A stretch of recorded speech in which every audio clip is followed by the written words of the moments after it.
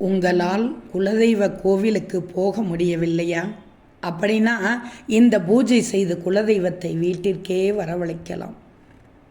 தமிழர்களின் பாரம்பரியத்தில் குலதெய்வ வழிபாடு என்பது மிக முக்கியமானதாக பார்க்கப்படுகிறது. ஒரு குடும்பத்தின் வெற்றி, வளம், சுபிட்சம் ஆகிய அனைத்துக்கும் அடித்தளமாக கருதப்படும் குலதெய்வத்தின் அருளை ஒவ்வொருவரும் அடைய வேண்டும் என்ற எண்ணம் பழம் காலத்தில் இருந்தே இருந்து வருகிறது. சிலரால் தான் சொந்த ஊருக்கு சென்று குலதெய்வத்தை வழிபட முடியும். வேறு ஊரில் வசிப்பவர்களுக்கு குடும்ப சூழல், வேலை போன்ற காரணங்களால் குலதெய்வ தரிசனத்திற்கு இடையூறுகள் ஏற்படக்கூடும். இதற்கான சிறந்த மாற்று வழியாக குலதெய்வத்தின் சக்தியை வீட்டுக்குள்ளேயே அழைத்து குடியிருக்க செய்யலாம்.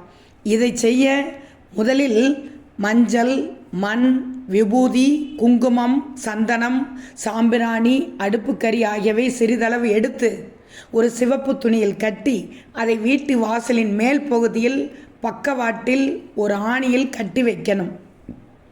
இது குலதெய்வ சக்திக்கு வரவேற்பு அளிக்கும் ஒரு குறியீடு.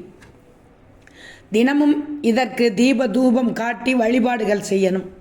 இதை அடுத்து ஒரு புனிதமான கலசத்தில் வெட்டி வேர், பச்சை கற்பூரம், ஏலக்காய் ஆகிய மூலிகைகளை போட்டு அதனோடு பன்னீர், சுத்தமான நீரை கலக்கணும்.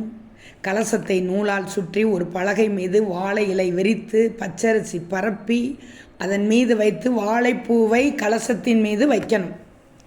இந்த கலசம் குலதெய்வத்தின் சக்தியை ஈர்க்கும்.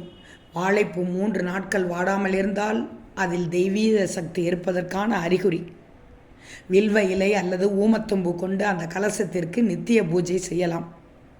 மேலும் கீழ்கண்ட மந்திரங்களை தினமும் 108 முறை உச்சரிப்பதன் மூலம் பரிபூர்ண ஆசீர்வாதத்தை பெறலாம்.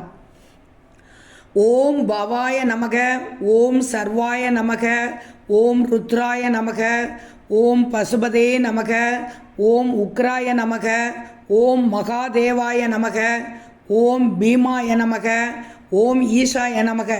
இந்த மந்திரம் குலதெய்வ சக்தியின் பல்வேறு உருவங்களை நினைவு கூர்ந்து மனதில் நம்பிக்கையை உருவாக்கும் சக்தி வாய்ந்தது. பூஜை முடிந்தவுடன் கலசத்தில் இருந்த நீரை வீட்டின் சுற்றுப்புறம் தெளிக்கவும் அல்லது குளிக்கும் நீரில் கலந்து கூட குளிக்கலாம்.